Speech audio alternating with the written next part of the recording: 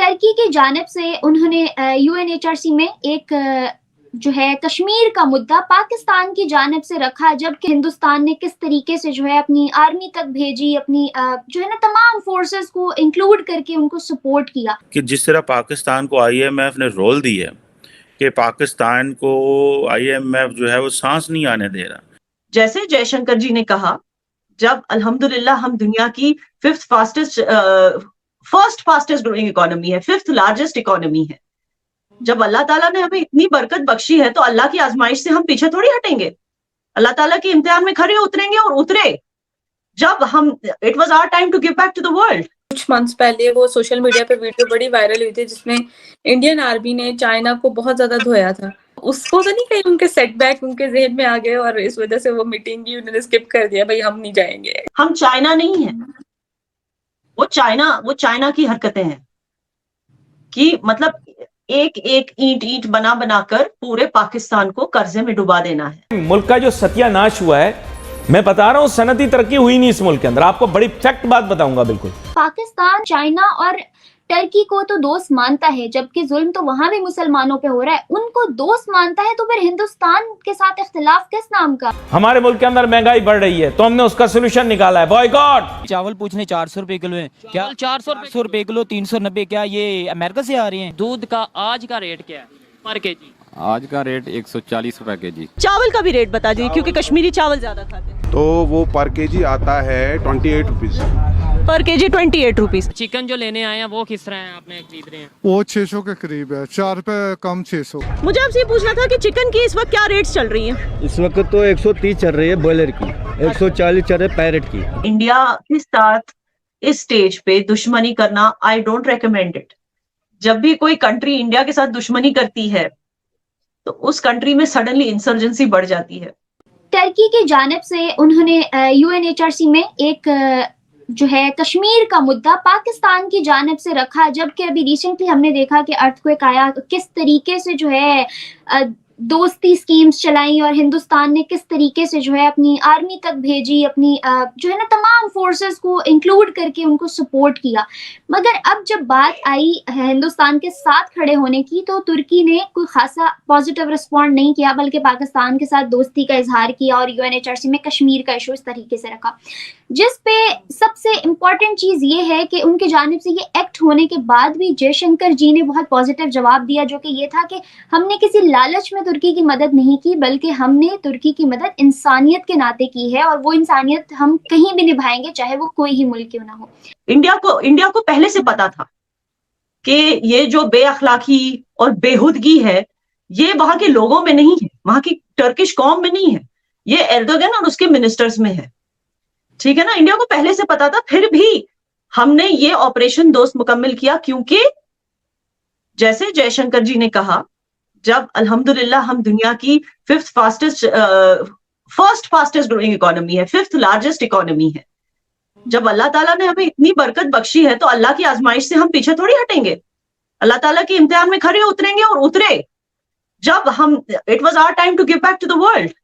और किसी दुनिया के किसी हिस्से में अगर इतना बड़ा जलजला आया है, लोग वहां पर बुरी तरह से इम्पैक्ट हुए हैं, तो इंडिया कैसे हेल्प नहीं कर?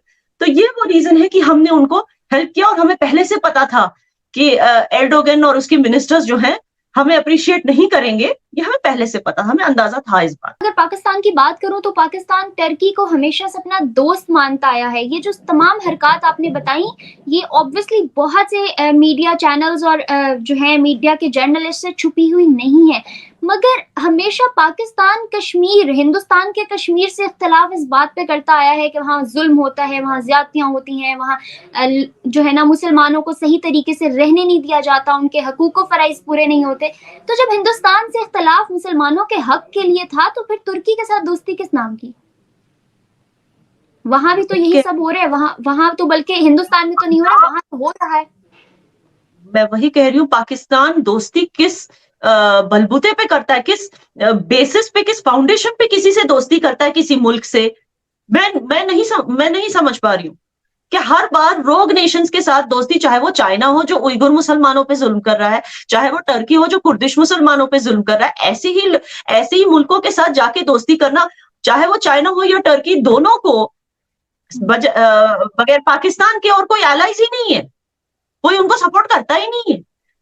आप देखिए इंडिया में इतना मतलब हमारी गवर्नमेंट को इतना अप्रूवल मिला है, 78% अप्रूवल रेटिंग है हमारी, ठीक है ना। दुनिया की ऑलमोस्ट हर कंट्री की पाकिस्तान के बगैर, इवन टर्की के साथ भी अच्छे रिलेशंस हैं, despite all these things, despite the fact कि वो बार बार कश्मीर का मुद्दा उठाते हैं, उसके बाद भी हमारे अच्छे रिलेशंस हैं। हमारे इतने एलाइज हैं, लेकिन पाकिस्तान की कौन एलाइज हैं? अगर आप देखो, कोई भी पाकिस्तान को ट्रस्ट नहीं करती, कोई भी मुल्क पाकिस्तान को ट्रस्ट नहीं करता। डिप्लोमेटिकली अगर आप देखें तो यू कैन अंडरस्टैंड, उसी से समझ में आता है कि पाकिस्तान क्यों इस तरह के मुल्कों के साथ दोस्ती करने में यकीन रखता है, जिसके कोई और एलाइज नहीं है। मेरा सवाल भी यही था कि पाकिस्तान, जैसे आपने कहा चाइना का जिक्र किया, चाइना और टर्की को तो दोस्त मानता है, जबकि जुल्म तो वहां भी मुसलमानों पे हो रहा है, उनको दोस्त मानता है, तो फिर हिंदुस्तान के साथ इख्तिलाफ किस नाम का? वहां के कश्मीर को लेके मुद्दा क्यों बनाया हुआ है? देखिए, मुझे लगता है कि मुद्दा इसलिए बनाया गया बिकॉज एक तो आर्मी को जो है, पाकिस्तान आर्मी को अपनी सुपीरियोरिटी कायम करनी है लोगों के बीच, क्योंकि जाहिर सी बात है कि पाकिस्तान में एंटरप्राइजेस हो, बिजनेसेस हो या पॉलिटिक्स हो, हर एक चीज जो है वो मिलिट्री ही कंट्रोल करती है। It is a military state in disguise of a democracy. तो जाहिर सी बात है कि वो अपनी सुपीरियोरिटी कैसे दिखाएंगे? वो अपनी सुपीरियोरिटी ऐसे लोगों के सामने वो यही कहेंगे ना कि भाई हम सबसे इंपॉर्टेंट हैं आपके लिए, क्योंकि हमारा मुद्दा आपके लिए सबसे इंपॉर्टेंट है और हमारा मुद्दा है कश्मीर। याना जी, अभी करंटली जो टर्की ने हरकत की, in future what do you think, अगर कोई अल्लाह ना करे दोबारा ऐसा सिनेरियो किसी भी मुल्क के साथ या तुर्की के साथ ही दोबारा होता है, तो क्या हिंदुस्तान खड़ा होगा अपने इन्हीं अल्फाज के ऊपर कि हमने इंसानियत के नाते किया, या एक ग्रज आ जाएगा और इस चीज को लेकर दोबारा नहीं खड़ा हुआ जाएगा? नहीं, बिल्कुल नहीं। हिंदुस्तान ने कभी इस तरह की ग्रजेस नहीं रखी। When it comes to humanitarian work, India has always been on the forefront and it will always be on the forefront, क्योंकि ये हमारी ट्रेडिशन है और हम अपनी ट्रेडिशन के खिलाफ नहीं जाते।